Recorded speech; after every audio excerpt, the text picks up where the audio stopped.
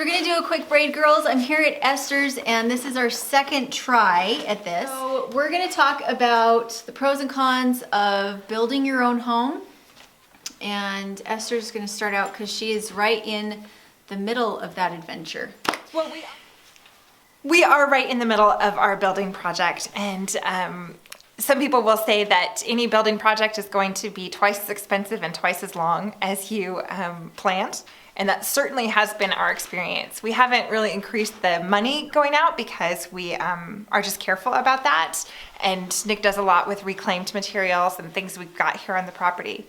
So we're able to keep that outlay pretty under control, but our timeline has more than doubled. We had originally hoped that we could at least get ourselves living in the house in a year. And now we're just beginning year 4. And we are just about to move in, so. Well, and the other error you can have is kind of what my parents did, was that they got started on the house and then they had a set size and somebody else told them, you know, if you add this, this, and this, you can, you know, it'll only cost you a few $1,000s more, but you can double the size of your home and it'll be really cool and cost effective and everything. And so instead of staying on their budget, what they did is they then went out and they took out a loan. And because they took out the loan, they didn't have as much time that they put into it, but now they had this really big house that wasn't really what they had dreamed of in the beginning, and it kind of took over their lives. It kind of damaged the health of my dad, trying to build this big house by hand, which is originally what he'd planned to do. And so you can go over on time, you can go over on money, and it's why it's really important to, as a couple, as a family, decide what the actual dream is and try and stick as close to that as you possibly can. It takes so much discipline, because if you think about the difference between a little house on the prairie kind of cabin where he's putting it up, and even that is not without any adversity or challenge, but he's putting up a little cabin compared to what our expectation is for what a house, and particularly a dream home, would be.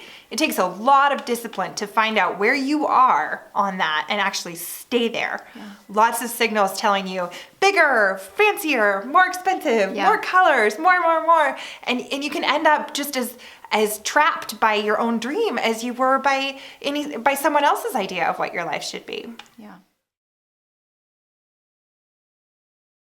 Yeah.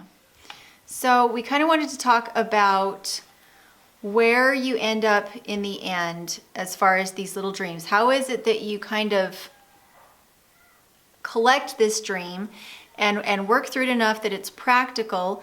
Both of us have had experiences where we had good intentions for our family and with our projects, but we allowed them to get out of control. Not necessarily just the home, but with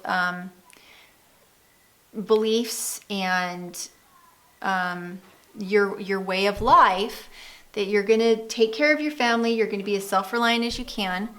And this year for us, it was that I had to lean too heavily on the kids to get food into the freezer, and it ended up straining the relationship between me and the kids, and straining the relationship between me and my husband, because I couldn't do everything that I was expecting myself to do. Right. And so I started to expect them to do the things that I had normally done because it was on a higher level. And in the end, what ended up happening was that the dream kind of crashed down a little bit on us because it became unmanageable. Yeah, and I think that's a very common experience. If you've ever heard of anybody burning out, or if you're a rural person yourself, you know about people who come from the city thinking they want a certain kind of life and kind of take a quick look at what that really involves, and they're out of there. Yeah. So it's very common. Yeah, I in my case this year, I just overshot with livestock.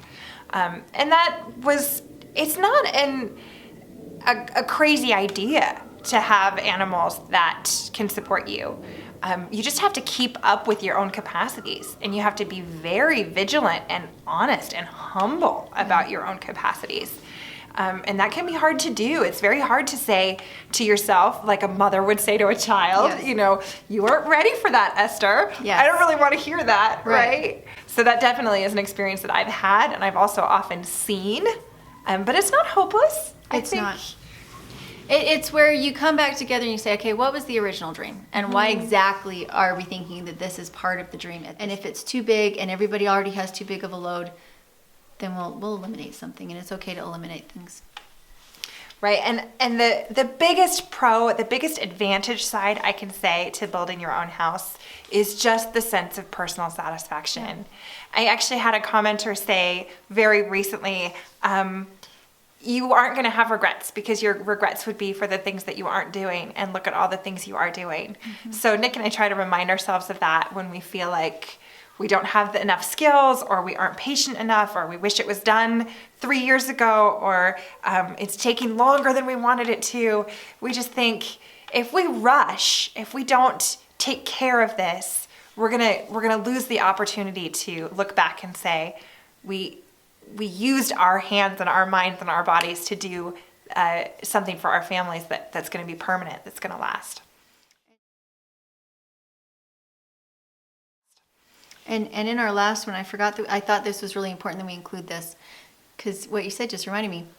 Esther was talking earlier about the difference between having your home as something you're thinking of reselling, or something that you're building because you love it. And a lot of people forget about that circumstances could change, and if you have to sell your home, I think you verbalized it better than I'm verbalizing. Well, this is a very practical concern regarding economics. Don't ever say to yourself, I'll just build it myself, because building it yourself is not necessarily cheaper and is not necessarily easier, and also can dramatically diminish your resale value. So if you're creating something that perfectly fits your personality, that's so satisfying, and that's exactly what Nick is doing here. You can kind of see the spiral staircase in the background. I mean, that's just completely a Nick thing. That is his thing. And for us, that's the right choice. But we are aware that those individual choices can change the resale value of the home. And that may be something that you would regret down the road if you've put a lot of money into something and then you're out of escape routes. Yeah. You know, that's definitely something to be thinking about if you're building your own house. And one way that you can kind of try and be down the middle of the road is to find out what your local codes are. And even if you don't follow them, educate yourself about them, so that you understand why they are part of the code. For my dad, he did not build his home according to code because he wanted it to be passive solar. He wanted it to be certain thing, earthquake proof, all sorts of amazing things he wanted to do. But in the end, sometimes you can't get a bank loan if it doesn't meet code. And if it is eclectic, is eclectic the word I'm looking for? No, it's not. It's eccentric. If it's eccentric enough, eccentric? Both. Both? Both of those words. Am I looking for both you're those in that words? category, Okay. yeah. If they are too far in that direction, you are reselling to a very, very narrow market. Yeah. And granted, there are people out there that are looking for exactly what you're doing, but then you have to go out and you have to find them. And when my dad sold his house, it sold in about 24 hours because the people that wanted it were out there. But it does mean that he couldn't sell it for as much as a broader market because it was farmland. It wasn't manicured and everything like that. And so the price was affected. There are people out there that want it, but it does mean you have to go about things just a little bit differently if you ever want to sell it. Right. Right. And I just want to get back to what we were talking about earlier about relationships. Building a home puts a lot of strain on relationships. And I don't think that that should be a deal breaker by any means, but you just can't have too much communication, and you gotta have date nights. Yes. If you're a married couple building a home, it's really important to have those chances to reconnect. Nick and I just had an experience this week where I was trying to get caught up on the canning and he was trying to get caught up on something that was going wrong in the house. And we found ourselves really fighting over which was more important, the house or the canning.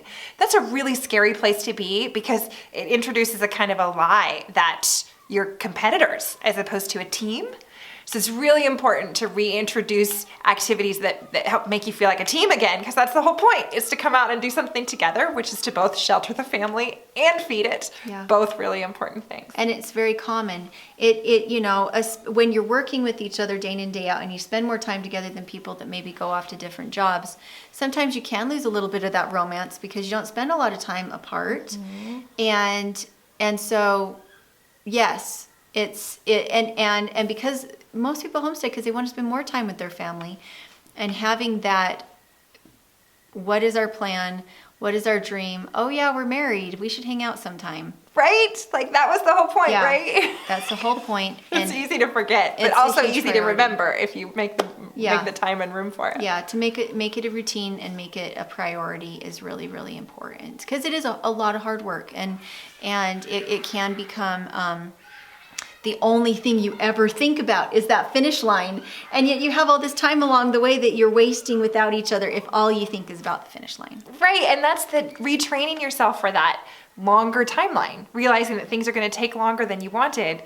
So if you think of each delay as a frustration and a disappointment, you'll burn out quickly. Yeah. But if each delay is just an opportunity to clarify your vision and an opportunity to be in the moment with the whole project and with the people you're doing it with, there is a way to reframe that so that you're living your dream now rather Yes. than just waiting for your dream to happen at some imaginary completion point. Yes, it's the now, it's the journey, and it's really important to remember that and make good memories.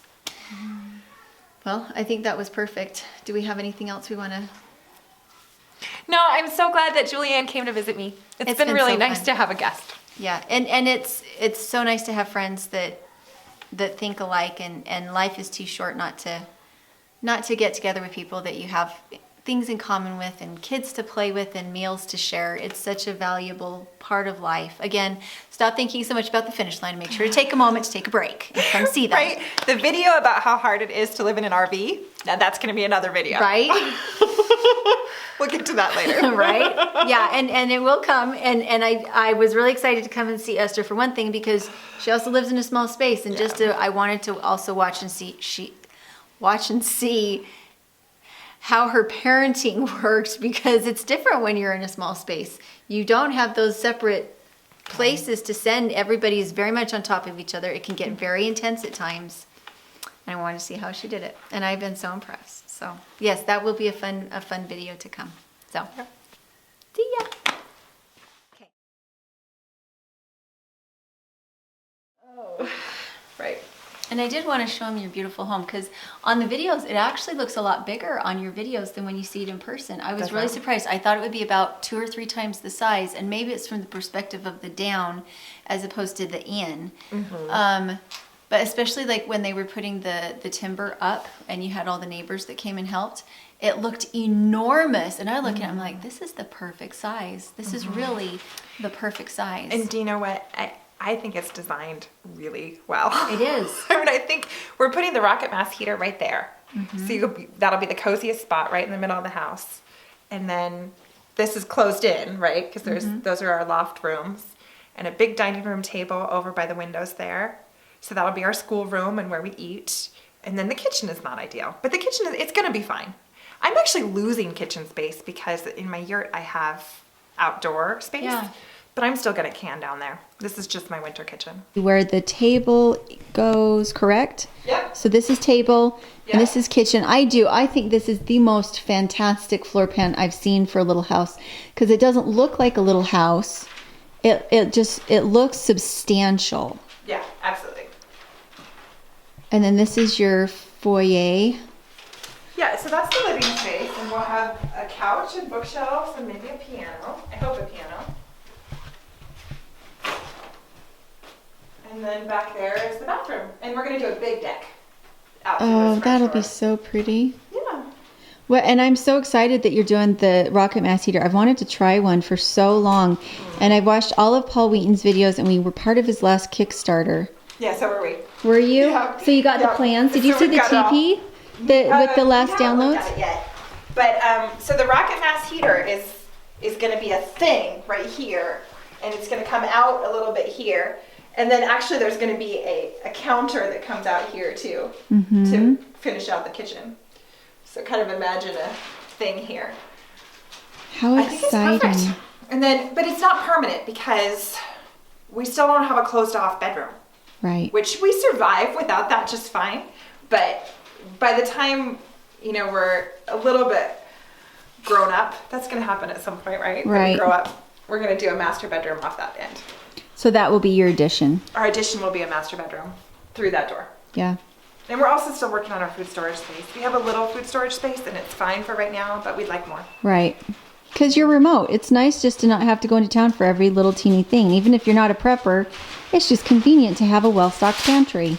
Well, it's cheaper too. Yeah. Yeah, there's a lot of reasons. I've never lived so expensively as I am right now. I'm like, because if you don't stop and you don't cook and you're eating, even if you get the cheapest stuff they have at the grocery store, it's so expensive to have somebody else cook your food for you. It sure is. Yeah. Okay, I think that's perfect, and I love your beautiful door and your beautiful home, and I want to show your. It's all amazing. I cannot believe how many of these I have run into lately. Nobody has ever stopped me and said, I watch your channel. But it happens to him all the time. Is that funny? I have people stop my Braid girls and tell them that they saw them on Dirtpatcheaven, and I've never had anybody stop me for a Braid girl video. Do you know what it is? In It's like our- other states. Yeah. How does that work? Is it because we're so remote?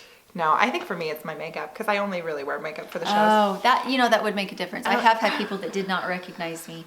Like they saw my kids and then they do like a double take with me. They're like, I know the kids. Who's that? And then I warm up on these things anyway. I'm like, I don't know. Oh, Well, right. And it's what I love about editing is that it's just always there. Exactly. Oh. Fun camera adventures. And that's a dog there. That's If a you see dog. just a little tail poking up. That's my dog. Acrobatics, puppy acrobatics. Okay. It was better. That the was second really time. good. Yeah. We just were like, we gotta go to dinner. Right? Let's get all the important Chop, stuff chop. in, right?